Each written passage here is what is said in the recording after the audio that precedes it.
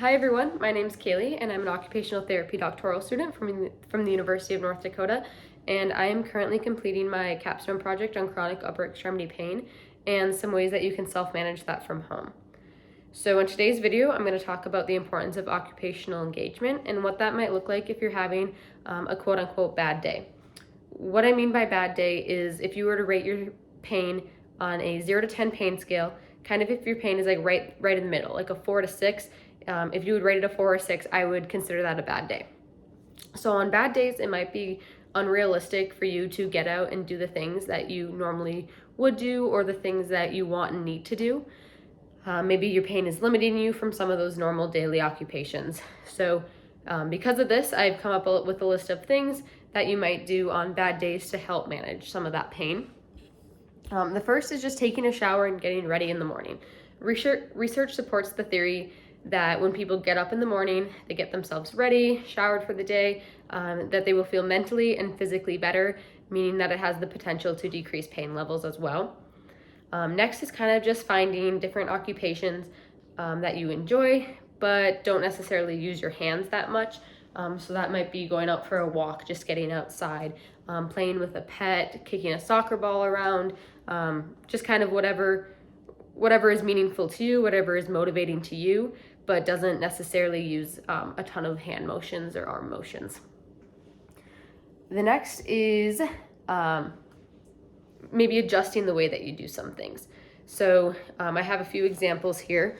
The first is like when you're cooking, instead of using, like a smaller spoon to stir something, it might feel kind of silly, but using like a bigger wooden spoon with a built-up handle, grasping onto a built-up handle is going to be better on your joints than a smaller spoon or a smaller utensil.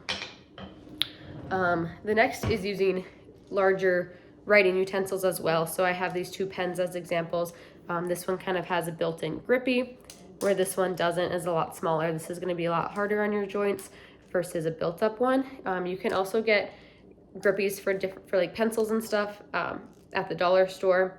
I used to have them when I was little, but I don't anymore. But just like little rubber grippies that you can put up here on different writing utensils to make them built up so that they're easier and feel better to grasp. Also, when you are writing with a utensil, important to kind of try to keep your fingers rounded versus flat like this, or rounded, to help with joint protection as well. Another one is just using your resources, what you have, using like a can opener or a jar opener to help versus your hands or your fingertips. And another one is if you needed to like wring out a towel instead of, like gripping hard and twisting to wring out a towel or a washcloth, just kind of using your resources again. You can put it around kind of a spout here and then wring it out this way. This way I'm grasping versus twisting, so it can be better that way. And then the last one, which I kind of touched on in the good day video, is just rearranging your workspace, making things are close so that you don't necessarily have to like reach and grab something. If you're having some shoulder pain or something, everything is nice and close and within reach there.